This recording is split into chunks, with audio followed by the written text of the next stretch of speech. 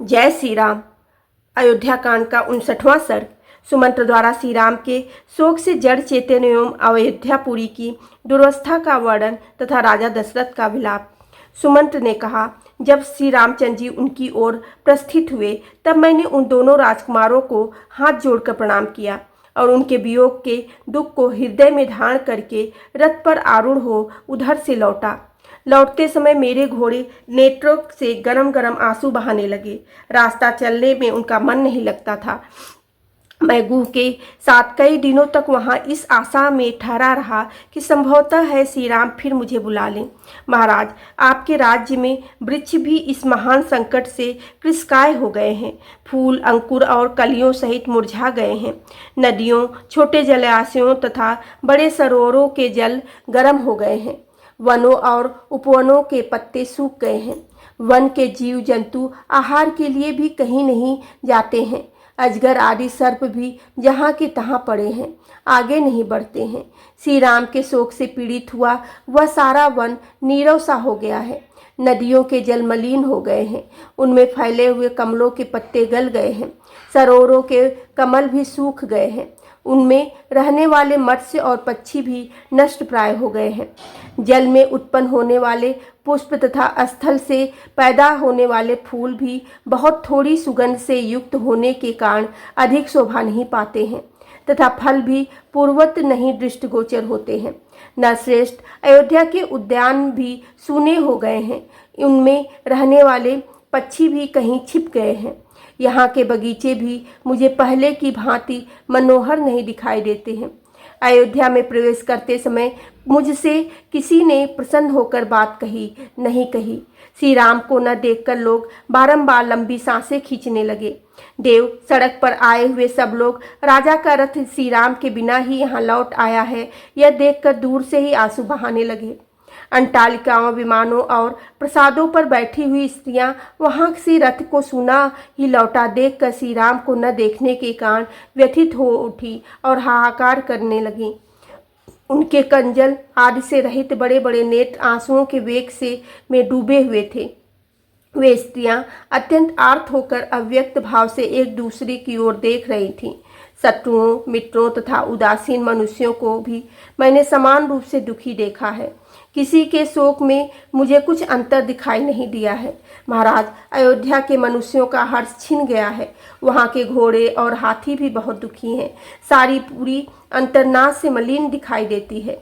लोगों की लंबी लंबी सांसें ही इस नगरी का उच्छ्वास बन गई है। यह अयोध्यापुरी श्री राम के वनवास से व्याकुल हुई पुत्र वियोगिनी कौशल्या की भांति मुझे आनंद शून्य प्रतीत हो रही है। सुमंत्र के वचन सुनकर राजा ने उनसे अश्रुगद्गद परम दीन वाणी से कहा, सूत, जो पापी कुल और पापपूर्ण देश में उत्पन्न हुई हैं तथा जिसके विचार भी पाप से भरे हैं, उस कैकेयी के कहने में आकर मैंने सलाह देने में कुशल वृद्ध पुरुषों के साथ बैठकर इस विषय में कोई परामर्श भी नहीं किया। सुहृदयों, मंत्रियों और वेदवेत्ताओं से सलाह लिए बिना ही मैंने मोहवश केवल एक स्त्री की इच्छा पूर्ण करने के लिए सहसा या अनर्थमय कार्य कर बैठा हूँ। सुमंत्र, होनहारवश यह भारी विपत्ति निश्चय ही इस कुल का विनाश करने के लिए अकस्मात आ पहुंची है। सारथे, यदि मैंने तुम्हारा कभी कुछ थोड़ा सा भी उपकार किया हो तो तुम मुझे शीघ्र ही श्री राम के पास पहुंचा दो। मेरे प्राण मुझे श्री राम के दर्शन के लिए शीघ्रता करने की प्रेरणा दे रहे हैं। यदि आज भी इस राज्य में मेरी ही आज्ञा चलती हो तो तुम लोग मेरे आदेश से आकर श्री राम को वन से लौटा ले आओ, क्योंकि अब मैं उनके बिना 2 घड़ी भी जीवित नहीं रह सकूंगा। अथवा महाभाव श्री राम तो अब दूर चले गए होंगे, इसलिए मुझे भी रथ पर बिठा कर ले चलो और शीघ्र ही राम का दर्शन कराओ।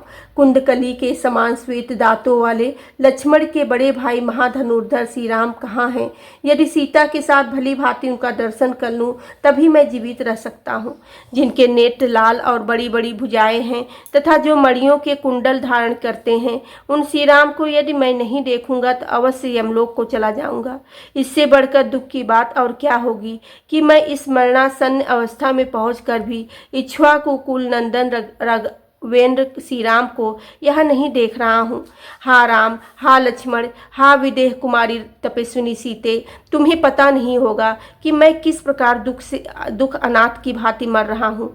राजा उस दुख से अत्यंत अचेत से हो रहे थे, अतः वे उस परम दुर्लभ शोक समुद्र में निमग्न होकर बोले, देवी कौशल्य, मैं श्री राम के बिना जिस शोक समुद्र में डूबा हुआ हूँ उसे जीते जी पार करना मेरे लिए अत्यंत कठिन है। श्री राम का शोक ही उस समुद्र का महान वेग है, सीता का बिछोह ही उसका दूसरा छोर है। लंबी लंबी सांसें उसकी लहरें और बड़ी बड़ी भंवरें हैं। आंसुओं का वेग पूर्वक उमड़ा हुआ प्रवाह ही उसका मलिन जल है। मेरा हाथ पटकना ही उसमें उछलती हुई मछलियों का विलास है। करुण क्रंदन ही उसकी महान गर्जना है। ये बिखरे हुए केस ही उसमें उपलब्ध होने वाले सेवार है। कैकेयी बड़वानल है। वह शोक समुद्र मेरी वेग पूर्वक होने वाली अश्रुवर्षा की उत्पत्ति का मूल कारण है। मंथरा के कुटिलतापूर्ण वचन ही उस समुद्र के बड़े बड़े ग्राह है। क्रूर कैकेयी के मार्ग हुए 2 वर ही उसके 2 तट है तथा श्री राम का वनवास ही उस शोक सागर का महान विस्तार है। मैं लक्ष्मण सहित श्री राम को देखना चाहता हूँ, परंतु इस समय उन्हें यहाँ देख नहीं पाता हूँ। यह मेरे बहुत बड़े पाप का फल है। इस तरह विलाप करते हुए महायशस्वी राजा दशरथ तुरंत ही मूर्छित होकर शैया पर गिर पड़े। श्री रामचंद्र जी के लिए इस प्रकार विलाप करते हुए राजा दशरथ के मूर्छित हो जाने पर उनके उस अत्यंत करुणजनक वचन को सुनकर राम माता देवी कौशल्या को पुनः दुगना भय हो गया। बोलो सियावेरी रामचंद्र की जय, पेवेने सुते हेनु माने की जय।